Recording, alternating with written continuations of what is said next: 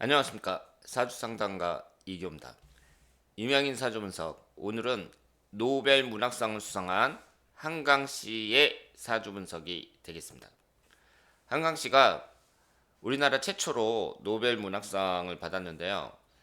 아주 경사스러운 일이라고 볼 수 있습니다. 그러면 한강씨의 사주는 어떤 구성을 갖고 있는지 한번 살펴보도록 하겠습니다. 여기에 보시면 경술년, 정해월, 신해일, 신묘시 이렇게 되어 있습니다. 오행의 구성을 보면 목기운이 하나, 화기운이 하나, 토기운이 하나, 금기운이 셋, 수기운이 두 개입니다. 제가 사주 분석을 하면서 항상 말씀을 드린 것 같은데요.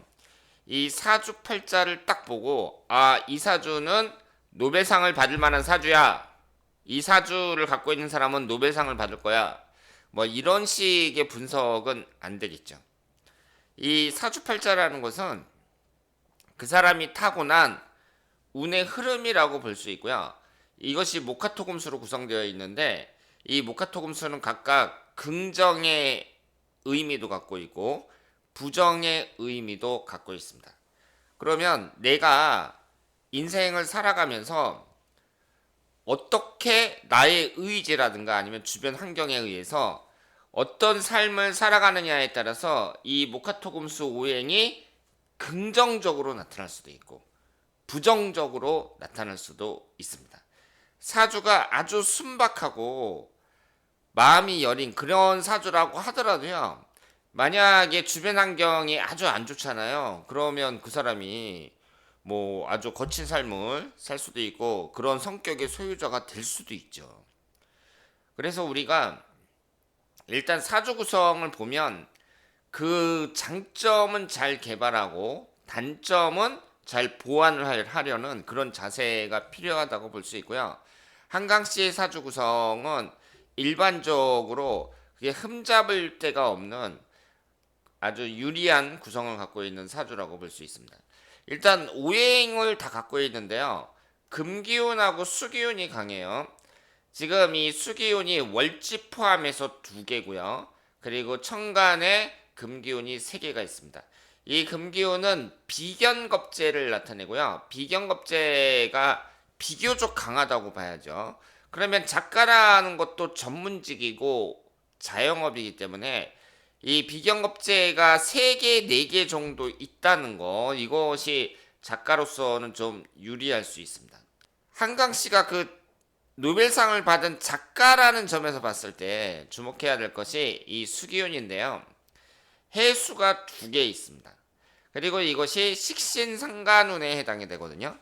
아시는 것처럼 이 식신상간운은 표현 능력을 나타냅니다.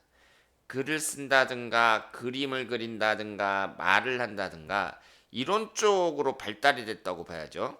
한강 씨가 그 학생들도 가르치는 일을 하고 있는 것으로 알고 있는데 그 이분은 글 쓰고 글 쓰는 쪽 이런 쪽으로 이제 발달이 된 거죠. 그리고 이분이 이제 문인 그 집안에 태어나서 아버지도 유명 소설가고 그러니까 이 주변의 환경의 영향을 받아서 이제 글 쓰는 쪽으로 많이 노력을 했겠죠. 그러니까 이 사주가 거기에 맞게 발달을 했다고 볼 수 있습니다. 그런데 수많은 작가들이 있는데 한강 씨는 그 중에서도 좀 돋보인다고 볼 수 있잖아요. 이 노벨상을 아무한테나 주진 않는단 말이에요. 그러면 우리가 여기에서 이제 주목할 게 이 해수라는 건데요. 이 해수는 역마살입니다. 여러분들이 아시는 것처럼 역마살이에요. 그런데 역마라는 것은 움직이고 이동하고 돌아다니는 그런 역동적인 기운을 나타내거든요. 그것이 인신사에 네 글자가 있는데 특히 해수 같은 경우는요. 깜깜한 밤입니다. 그러니까 굳이 시간으로 따지면 저녁 9시 반에서 11시 반까지 이게 해시에 해당이 되잖아요. 그리고 옛날에 뭐 조선시대나 이런 때에는 전기도 없었으니까 그 이 해시에 해당된다는 건 진짜 깜깜한 밤이고 그때 사람들이 역마살의 성격처럼 막 열심히 움직이고 뛰어다니고 그럴 수 있는 시간이 아니거든요. 그렇다면 이 해수의 역마의 기능을 우리가 어떻게 생각을 할 수 있냐면 밖에 나가서 열심히 돌아다니는 것이 아니라 집에서 자기 머릿속으로 역동적으로 계속 움직이는 거예요.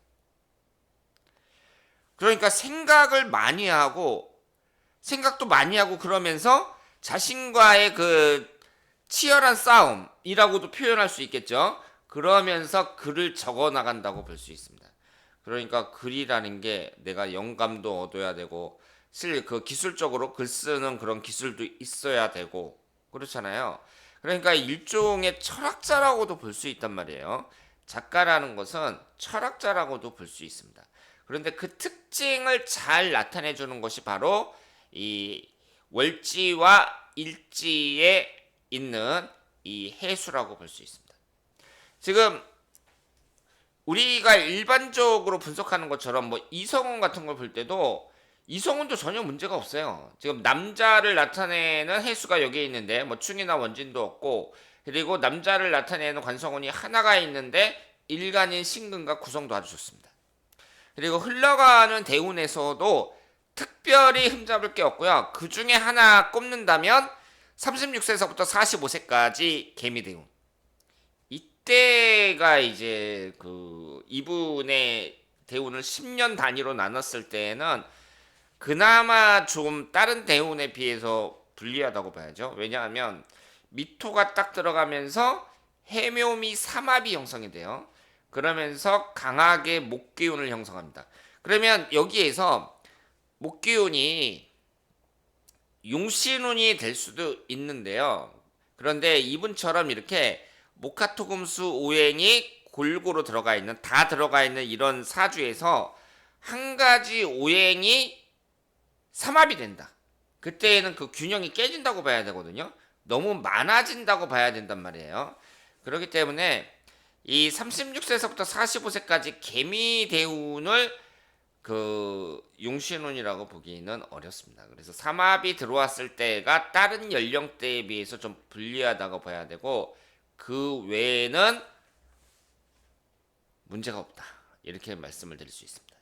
그리고 56세 이후로 배우자궁이 충하고 원짓살이 들어오고 이런 현상이 있지만, 이것은 뭐 우리가 이성운을 볼 때에는요, 결혼 정년기에 안 좋아야 돼요. 그래야 그걸 좀 불리하게 보는 거지. 이제 중년 이후로 이제 애들도 다 크고 그랬을 때 이성운이 좀 불리하게 들어왔다, 그것은 문제가 되지 않는다, 이렇게 말씀을 드릴 수 있습니다. 그리고 사주 원국 자체가 워낙 이성운이나 다른 점에 비해서 그 유리하기 때문에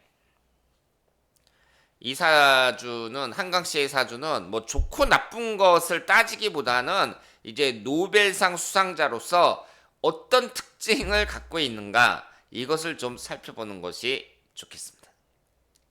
자, 그러면 오늘은 노벨 문학상을 수상한 한강씨의 사주 분석이었습니다. 대단히 감사합니다.